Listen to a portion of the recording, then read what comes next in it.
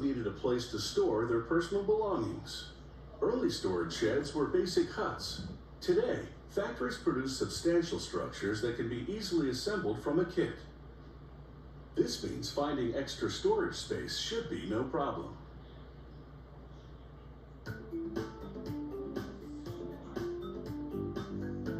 Storage sheds provide a home for things that don't belong or fit in the house.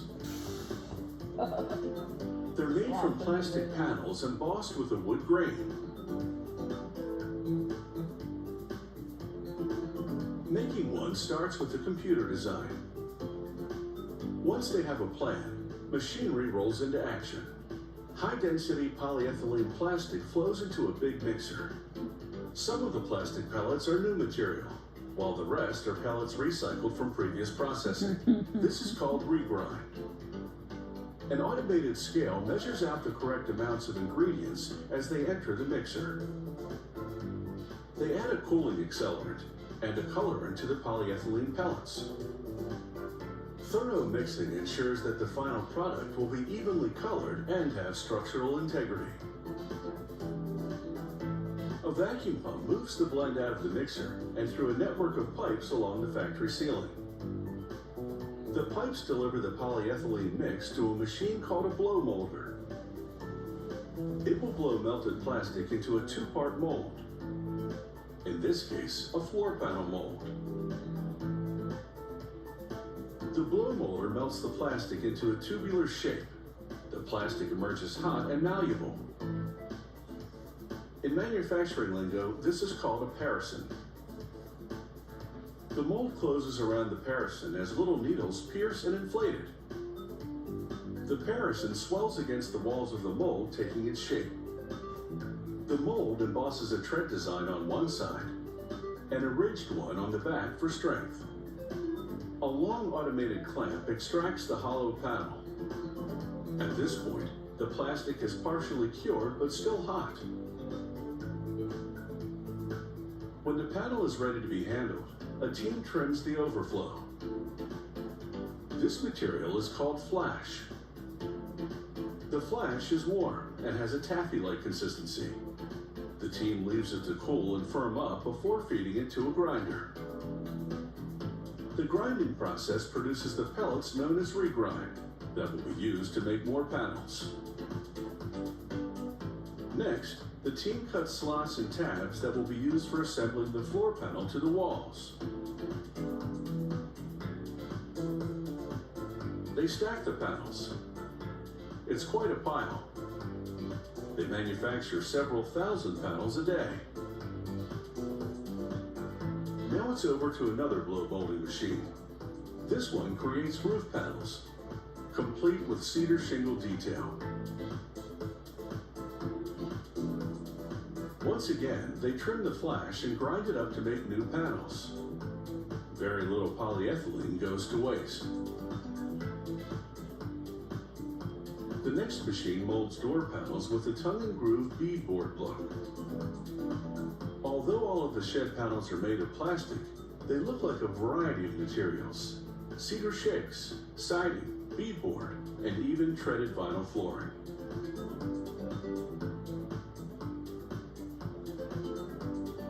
A worker randomly pulls panels off the production line for testing. She verifies that the assembly holes are the right size. She also weighs and measures the panel to confirm it meets specifications. Another member of the testing team dabs gel onto the panel in various locations.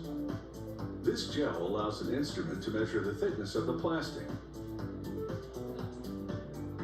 Once the panels pass the tests, it's time to pack up the kits. There are 15 to 20 panels per kit.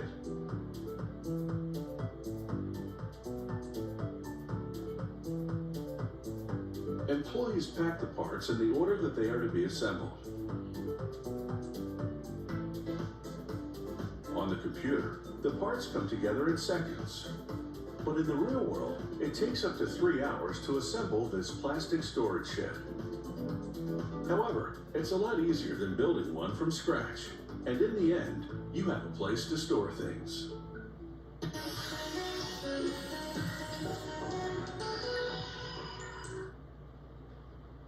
Industrial fans are extra large to provide air circulation in a large factory or warehouse. They whip up a breeze to keep workers cool, and in the process, they clear the air of dust and other harmful particles.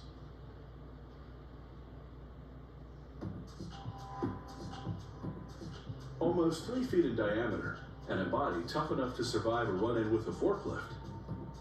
This is no ordinary fan. It's an industrial fan. They're designed to circulate air in large spaces like warehouses and factories.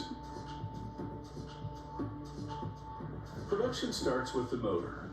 A worker slides the fan's aluminum hub onto it. Then he inserts wing-like blades known as airfoils into notches in the hub.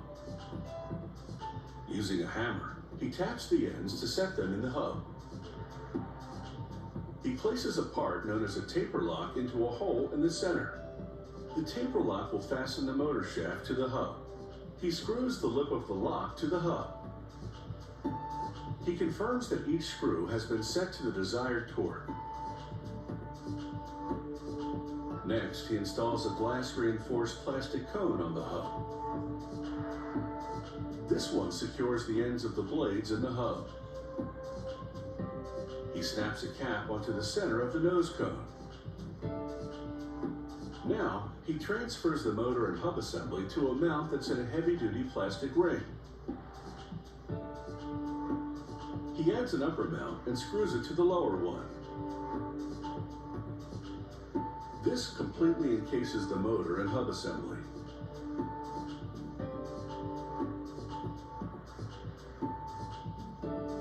He trims the outer ring of the fan with rubber molding. The rubber will reduce vibration noise. He lowers a steel yoke onto the plastic surround and attaches it with a screw. He wires a speed control mechanism to the fan motor and fastens it to the outside of the plastic surround. He installs a plate with a control knob on the front of the speed control mechanism.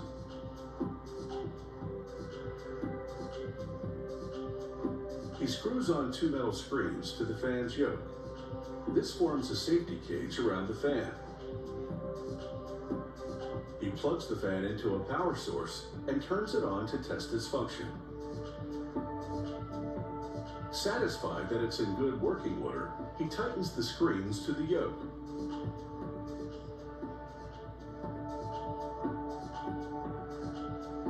A 2-person crew bolts a wheeled pedestal to the stem of the fan.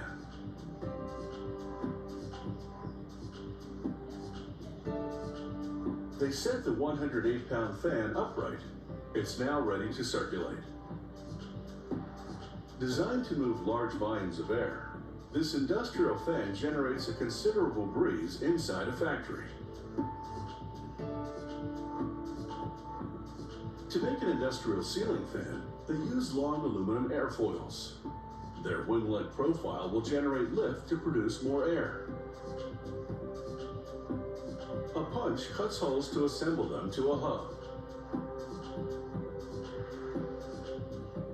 A worker then attaches the main fan assembly to the end of a long post in order to facilitate the installation of the long airfoils. He activates a lift that raises the hub assembly, then slides the airfoils onto spars that protrude from the hub. This ceiling fan has 10 airfoils.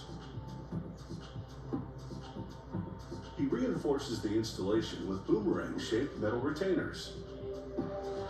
High-strength bolts secure the retainers and airfoils to the spars. He attaches plastic winglets to the ends of the airfoils. The winglets will direct air downward. He installs a trim ring on the hub. This completes the assembly of the industrial ceiling fan. Using a remote control, he tests its operation at multiple speed levels. From this vantage point, it seems pretty cool.